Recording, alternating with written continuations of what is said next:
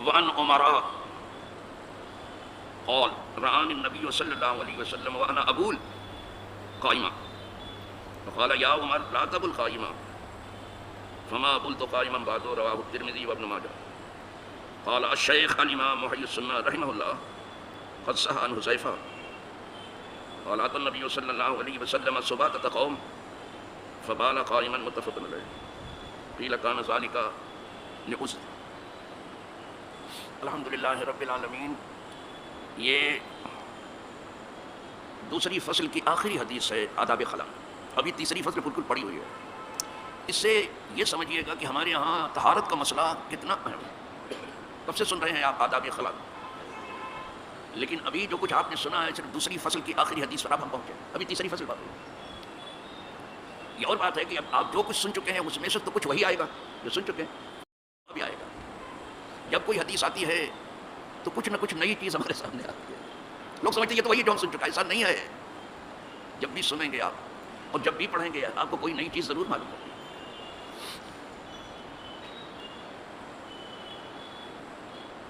حضرت عمر سے ہے حدیث رضی اللہ تعالیٰ کہتے ہیں دیکھا مجھے نبی کریم رؤوف الرحیم صلی اللہ علیہ وسلم نے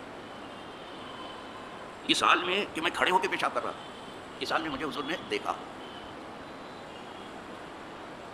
یہ لوگ اپنی بات بیان کرنے میں کتنے سچے ہیں. ہم کو تو فرصت نہیں ہے اپنی پاکیزگی بیان کرنے سے, اور ان پر جو کچھ گزری وہ سب بیان کرتے ہیں. دیکھ رہے ہیں کہا حضور نے مجھے دیکھا کہ میں کھڑے ہو کے پیشاب کر رہا ہوں. تو ارشاد فرمایا یا عمر, اے عمر لا تبل قائمہ, کھڑے ہو کے پیشاب نہ کرو. کھڑے ہو کے پیشاب, اس لیے کہ اس میں نہ تو پوری سطر پوشی ہے, نہ پیشاب کے چھینٹوں سے اور قطروں سے بچنے کی کوئی زیادہ احتیاط ہے. کھڑے ہو کے پیشاب کرنا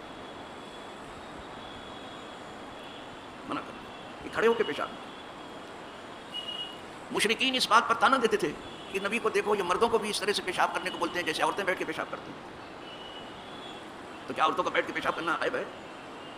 اگر وہ عیب نہیں تو مردوں کو بیٹھ کے پیشاب کرنا کیا عیب ہے؟ اور کیا مردوں کو کھڑے ہو کے پیشاب کرنا بڑا ہنر ہے؟ یہ کہاں سے ثابت ہو گیا کہ کھڑے ہو کے پیشاب کرنا تو بہت ہنر ہے؟ یہ کون سا ہنر ہے؟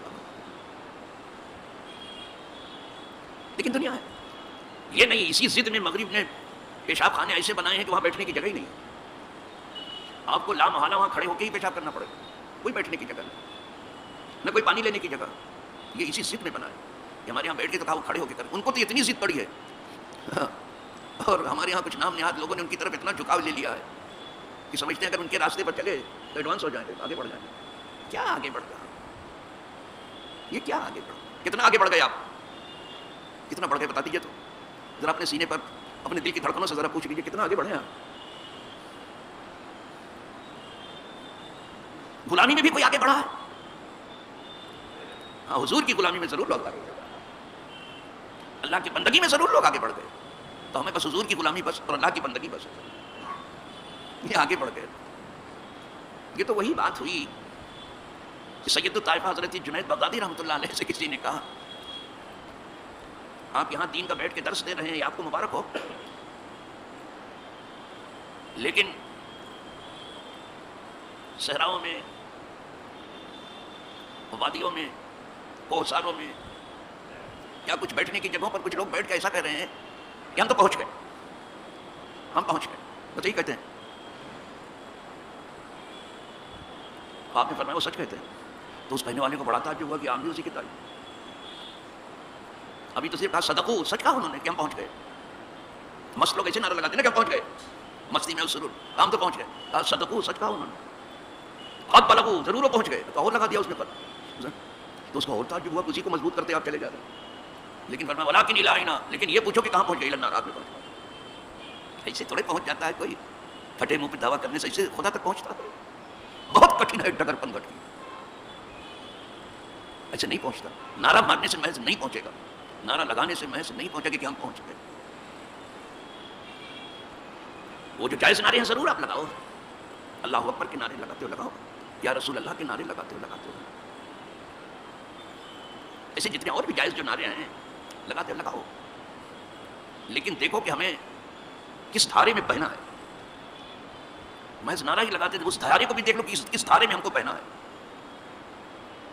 اس دھارے میں بہنے کی کوشش کرو. جس راہ حضور نے لگایا اس راہ لگے رہو.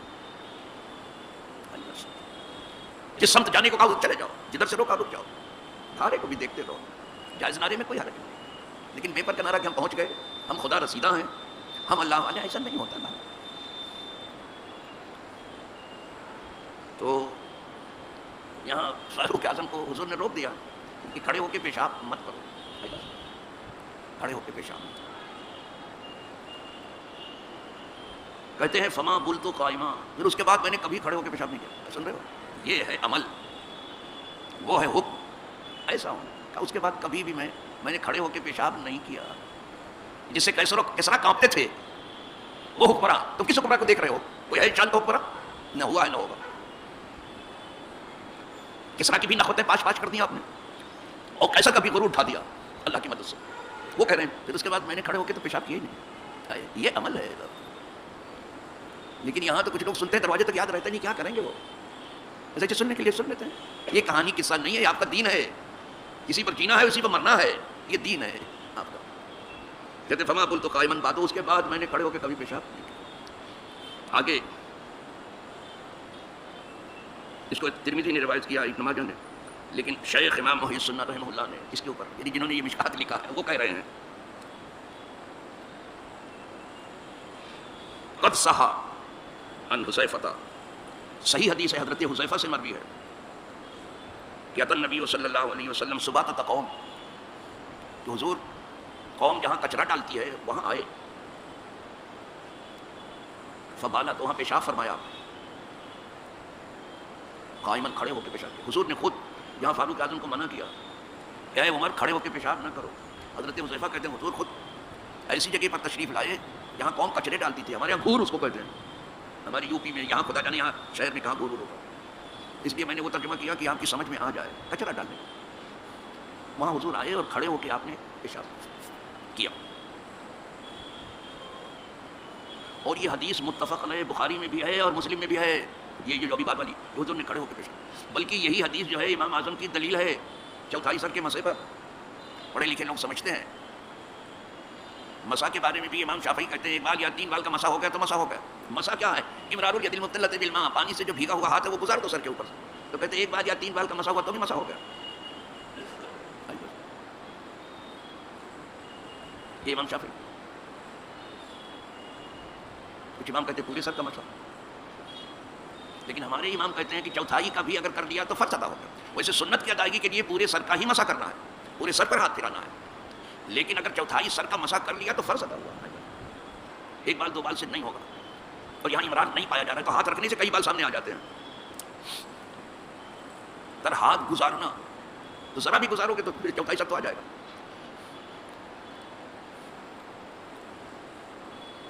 جس زمانے میں میں زیر تعلیم تھا اور آج بھی زیر تعلیم ہوں, یہ نہ سمجھنا کہ میں بوڑھا ہو گیا ہوں تو میں طالب علم نہیں ہوں. آج بھی ایک چھوٹا سا طالب علم, دین کا ایک بہت چھوٹا سا طالب. کچھ لوگ اردو تراجم پڑھ کر کے محقق و مدقق بنے ہوئے ہیں, ججمنٹ دے رہے ہیں, فیصلہ کر رہے ہیں. یہ ان کی حماقت کے لیے بس کوئی اردو کا ترجمہ پڑھ کر کے محقق و مدقق ہو. تمام عربی کی نقطیں کھنگال کر کے, تمام فارسی کی کتابیں کھنگال کر کے, تمام دنیا کی زبانیں پڑھ پڑھا کر کے جلدی سے محقق و مدقق کوئی نہیں ہوا. یہ اردو ترجمہ دیکھ کر کے یہ محقق و مدقق نہیں. ان کی حماقت کو کیا کہا گیا؟ بڑی عقل و دانش پہ بات کہ میں کہتا ہوں میرا کیا, ابے تو کیا ہے کیا چیز, تو بھی کوئی چیز ہے تیرے احمق ہونے کے لیے. یہ میں بس ہے. کوئی سورہ نہیں شروع ہوتی مگر بسم اللہ سے ہوتی ہے نا, سورہ توبہ کو چھوڑ, ہے نا یہ, لیکن اس میں بھی میں نہیں آیا کہیں.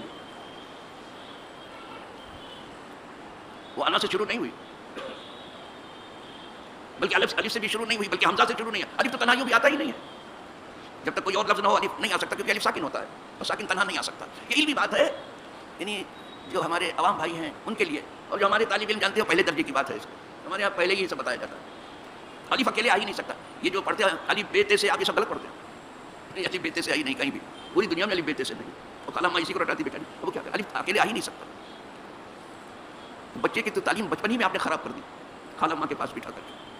وہ الف آئی نہیں ہے. آپ مجھے پھر ہے کیا وہ الف نہیں, ہم نے بھی تو الف پڑھا تھا, الف بے تے سے پڑھا تھا. نہیں، وہ آبا تاسا ہے، ہاں ہے، وہ حمزہ ہے، حمزہ پر اعراب آتا ہے، آبا تاسا جیم ہا خا دال زاد را رے نہیں را سا، اس طرح ہمیں حروف تہجی بھی ٹھیک سے اپنے بچے کو نہیں پڑھا اور بولے قرآن ہم نے پڑھا دیا ختم کرا دے، تو ختم ہو گیا، تیرے بچے کو قرآن نہیں ختم ہوا، اس کا بسم اللہ صحیح نہیں ہوا، اس کا حروف تہجی نہیں صحیح ہوا ہے.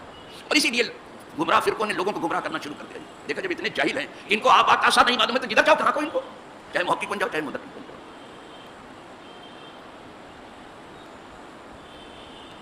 علم چنداں کی بیشتر خوانی، اس لیے الدین شیخ سعدی شیرازی رحمۃ اللہ علیہ فرماتے ہیں آپ جتنا چاہو علم پڑھ لو، اب علم والوں کی بات کر رہا ہوں، علم چنداں کی بیشتر خوانی، آپ جتنا ہی چاہو علم پڑھ لو سیکھ لو، گر عمل در تو نیست نادانی، اگر آپ میں اس علم کا عمل نہیں آپ بالکل نادان ہو، پاگل آدمی ہو، یو آر میڈ، آپ دیوانے ہو، پاگل.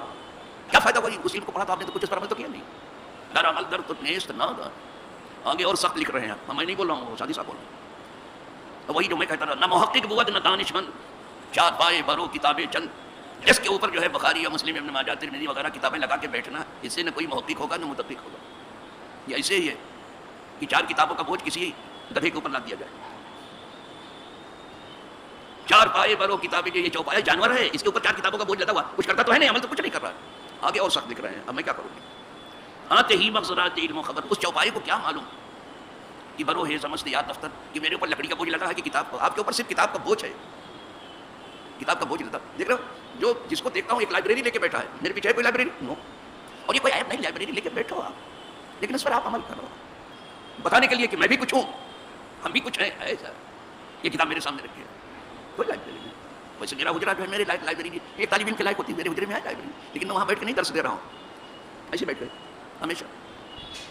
اور میں سچ بتاتا ہوں ایمانداری سے کہ میں 80 سال سے کچھ زائد تو بوڑھا ہو گیا ہوں، لیکن سمجھتا ہوں کہ ابھی ٹھیک سے میں طالب علم ہوں، میں طالب علم کہلانے کے لائق ابھی بھی نہیں ہوں.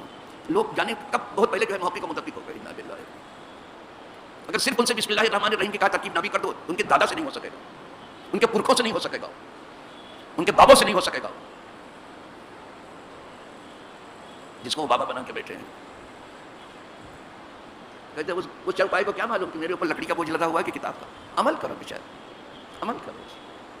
جیسے فاروق اعظم کہہ رہے ہیں کہ اس کے بعد عمل ایسا کیا کہ کبھی کھڑے ہو کے پیشاب کیے نہیں، یہ عمل ہے. کتنا سن چکے ہو آپ لوگ کو، کتنا اس پر عمل ہوا ہے آج تک، ذرا گریبان میں دیکھ لینا ڈال کر کے سر، خود ہی جواب آ جائے گا.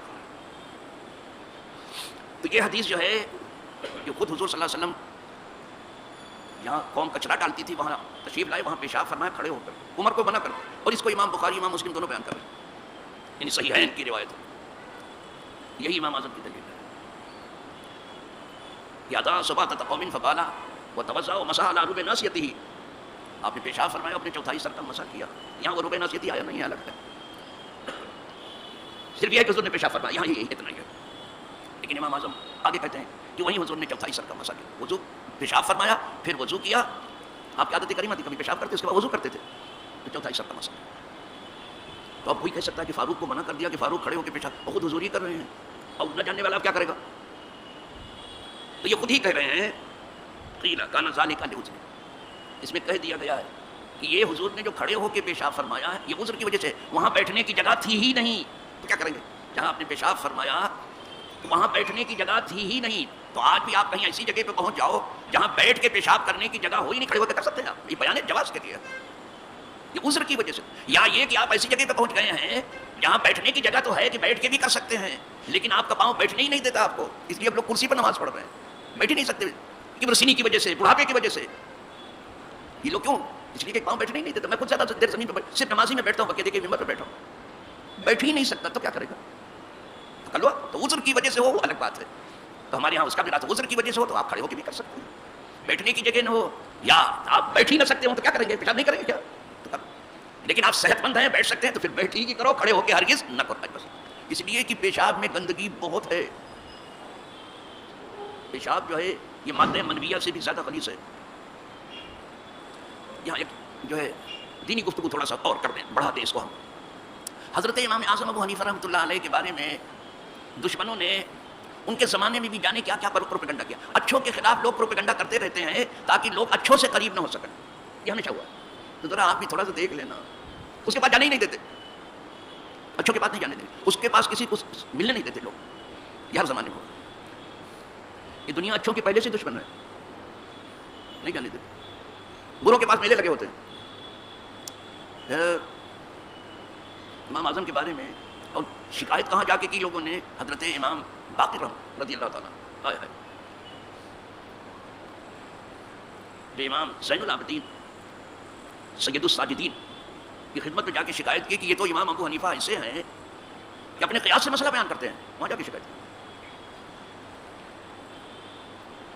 جیسے ہمارے پیر حضور مفتی اعظم جب یہاں تشریف لاتے تھے تو کچھ ایسے ہی لوگوں نے کہا کہ یہ تو مولانا صاحب یہ اس طرح سے بیان کرتے ہیں. لیکن ہمارے پیر روشن ضمیر تھے, وہ سنی سنائی پر عمل نہیں کرتے تھے. وہ خود جو ہے آدمی کے اندر چھاپ کر کے دیکھ لیتے تھے. اولیاء اللہ جواسیس القلوب, یا اولیاء اللہ دل کی جاسوسی کرتے. وہ سنی سنائی پر نہیں کام کرتا, کچھ نہیں ایسا. تو امام اعظم کے بارے میں جا کے شکایت کرتی, وہ بھی امام باقر سے رضی اللہ عنہ, جو زین العابدین کے ساتھ ساتھ. یہ ہمارے امام ہیں سب. امام باقر ہمارے امام ہیں. شیعہ زبردستی لیے بیٹھے ہیں. امام جعفر صادق ہمارے امام ہیں. شیعہ لیے بیٹھے ہیں. ٹھیک ہے, اچھا ہے, اچھا ہے. تم ان کے ذرا ان کے اقوال دیکھو تو ٹھیک سے. اپنی کتاب نہج البلاغہ ہی پڑھ لو, بہت اونچی کتاب ہے. یا الکافی ہی پڑھ لو ٹھیک سے, جو ان کا اپنا بیان ہے. اس کے بعد پھر اہل سنت و جماعت کی کتاب دیکھنا. شکایت کی جب حضرت امام ابو حنیفہ رحمۃ اللہ تعالیٰ علیہ حضرت امام باقر رضی اللہ تعالیٰ عنہ سے شرف ملاقات حاصل کرنے کے لیے حاضر ہوئے, تو آپ نے فرمایا کہ آپ کے بارے میں جو یہ لوگ کہتے ہیں کہ آپ زیادہ تر اپنے مسائل جو ہے قیاس سے بیان کرتے ہو, وہ سنت کے مطابق نہیں ہوتا ہے. تو یہ لوگوں کے کہنے میں کیا سچائی ہے؟ دیکھا آپ نے, پوچھا. اور جب کبھی ایسی شکایت پہنچے تو صاحب معاملہ سے اس طرح پوچھنا چاہیے. ادھر ادھر کی سن کے اخبار میں لکھا ہے, پیپر میں لکھا, صاحب معاملہ سے پوچھو کہ کیا ہے معاملہ. اب صاحب معاملہ خود ہی ہے, آپ کے بارے میں انہیں سے پوچھ رہے ہیں, انہیں سے پوچھنا چاہیے, وہ جواب دیں گے. حضرت امام اعظم ابو حنیفہ رحمۃ اللہ علیہ نے بسط ادب عرض کیا. کیا کہنا صاحب, بہت بڑی بارگاہ ہے امام باقر کی. کیا کہنا صاحب, وہ باقر العلوم ہیں, علم ظاہر باطن سب سے لیس ہیں الحمدللہ. وہ تو بہت کچھ دیکھ چکے تھے امام اعظم کو دیکھ ہی کے, لیکن انہیں لگتا تھا کہ پوری دنیا کو دکھا دے, اس لیے پوچھا.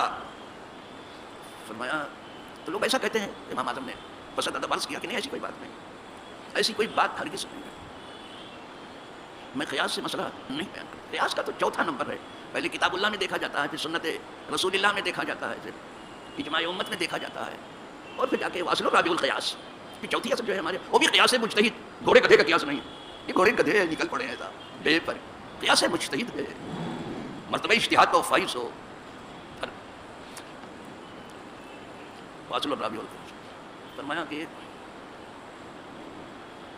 میں عرض کر رہا ہوں آپ سے, دیکھیے آپ اپنی بے گناہی جو ہے حضرت امام کس طرح سے ثابت کر رہے ہیں. ہائے ہائے, کیسے کیسے لوگوں کے خلاف پروپیگنڈا کیا گیا, اور آج بھی چل رہا ہے, وہ رکا نہیں ہے. تو فرمایا ایسا کچھ بھی نہیں ہے. اب میں آپ سے عرض کر رہا ہوں, امام باقر سے کہنے لگے میں آپ سے عرض کر رہا ہوں کہ آپ ارشاد فرمائیں کہ مرد طاقتور ہے کہ عورت. یہ امام اعظم عرض کر رہے ہیں. تو امام باقر نے فرمایا مرد طاقتور ہے, وہ صنف قوی ہے, اور عورت صنف ضعیف ہے, کمزور. یہ اور بات ہے, عورتوں نے دعویٰ کیا کہ ہم کہیں کم نہیں, کہیں سے مردوں سے اٹھا کے کھڑا کر دیا ہے مقابلے میں. ہاں کوئی نہیں آتا مردوں کا, ہم مقابلہ کریں گے. آپ صنف ضعیف ہو, وہ اپنی اپنی حد میں رہو. کہا نہیں, مرد جو ہے صنف قوی ہے اور عورت ضعیف ہے. کہا دیکھیے حضرت, اگر میں اپنے قیاس سے مسئلہ بیان کرتا تو یہ کہتا کہ جو کمزور عورت ہے اس کو ڈبل حصہ ملے, اور جو طاقتور مرد ہے اس کو کم ملے. لیکن اللہ پاک نے فرمایا مرد کا حصہ دگنا ہے اور عورت کا اس کا آدھا ایک ہے. تو میں وہی بیان کرتا ہوں, میرا عقیدہ وہی ہے جو اللہ نے فرمایا. قیاس سے مسئلہ بیان کرتا تو میں کہتا کہ عورت کو ڈبل ملنا چاہیے, مرد کو سنگل. لیکن اللہ نے جو فرما دیا تو وہ زیادہ جانتا ہے بندوں کو کہ کس کو کیا ملنا چاہیے, وہ زیادہ جانتا ہے. میں کیا کہوں, اس کو معلوم ہے. تو میں وہی کہتا ہوں جو اللہ نے فرمایا, میرا ایمان ہے کہ مرد کو ڈبل, عورت کو سنگل. سنتے رہے امام باقر. اور پھر اس کے بعد فرمایا کہ مرد جب چلتا ہے تو تلوے کے ساتھ چلتا ہے نا, تلوا ہی پاؤں کو پڑتا ہے نا, اوپر والا حصہ تو نہیں پڑتا نا, پاؤں کا تلوا پڑتا ہے. لیکن جب مسا کرنے کا وقت آیا تو پاؤں کے اوپر مسا کیا جاتا ہے. اگر میں قیاس سے کہتا تو میں کہتا نیچے مسا کرو جس سے چل کے آئے, لیکن بالکل نہیں کہتا. حضور نے کہا اوپر سے کرو, تو یہ ہمارا ایمان ہے. سن رہے ہیں امام باپ اپنی بے گناہی. اس کو لوگوں نے مناظرے کے نعرے, بڑوں کے سامنے کیا مناظرہ, کیا یہ عذر بے گناہی ہے, اس کو مناظرہ لکھ دیا ہے. کیا مناظرہ ہے, عذر پیش کرتے ہیں اپنی بے گناہی. یہاں بے گناہوں کو گنہگار ثابت کرنے کی بہت زیادہ کوشش ہوتی ہے.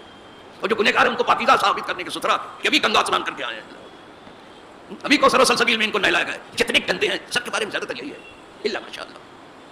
یہاں گندوں کو ستھرا ثابت کرنے کی کوشش کی جا رہی ہے، اور جو ستھرے ہیں ان کو گندا، الا ماشاء اللہ. مگر اچھے ہم بالکل نہیں کہتا کہ میں نیچے سے مسا کیا جائے.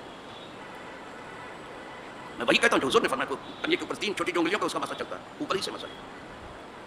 پھر عرض کیا حضور ارشاد فرمائیں یہ منی زیادہ خبیث ہے یا پیشاب؟ فرمایا پیشاب. حضرت امام باقر ہے نا، فرمایا پیشاب زیادہ خبیث ہے. کہا اگر میں قیاس سے مسئلہ بیان کرتا تو کہتا کہ پیشاب کر کے غسل کرو. جب وہ خبیث زیادہ ہے منی سے، منی نکلتی تو غسل کرنا پڑتا ہے، تو پیشاب نکلے تو اور ڈبل غسل کرو اگر میں قیاس سے بیان کرتا. لیکن میں یہ نہیں کہتا، میں وہی کہتا ہوں جو حضور کہ منی وہ بھی جب وہ اچھل کر کے نکلے شہوت کے ساتھ جب غسل ہوگا، ایسے نہیں کہ بہ جائے پانی کی طرح سے. پھر جو امام باقر نے تعریف کی ہے امام اعظم کی، وہ انہی سے سن لو، جا کر کے کتاب دیکھ لو. ہم نے تو نمونہ خروارے کے طور پہ سراسر آپ کو دکھایا ہے. ان بڑوں کی کیفیت بڑوں سے پوچھو، ان چھکیوں پنجے لوگوں سے جو 4 اردو کے ترجمے کتابیں لے لے کے بیٹھے ہو اپنی مدد، ان کو چھوڑو نہیں، ستیہ ناس ہو جاؤ گے، کہیں کے نہیں رہ جاؤ گے. سمجھو کیا تعریف کی، پھر کتنا صحیح اور بیدار نفسیات. اور کیا اس کا طرز سوال ہے، کیا اس کی ذہن، کیا انہی سے سن لو امام جعفر صاحب. ہمیں تو طاقت بھی نہیں اتنی کہ اس طرح سے میں بیان کروں. یہ ہمارے ائمہ، یہ امام الائمہ ہیں، سراج الامہ ہیں، کاشف الغمہ ہیں، ہمارے امام. بڑے بڑوں نے ان کو امام اعظم لکھا ہے. تم چپدی کے شوروا کچھ نہیں، ادھر ادھر کی باتیں کرنے بیٹھ 2-4 آدمی کو بلا کے دکان لگا لی ہے. اللہ بچائے تم سے بھی، تمہاری دکان سے بھی. واخر دعوانا الحمدللہ رب العالمین.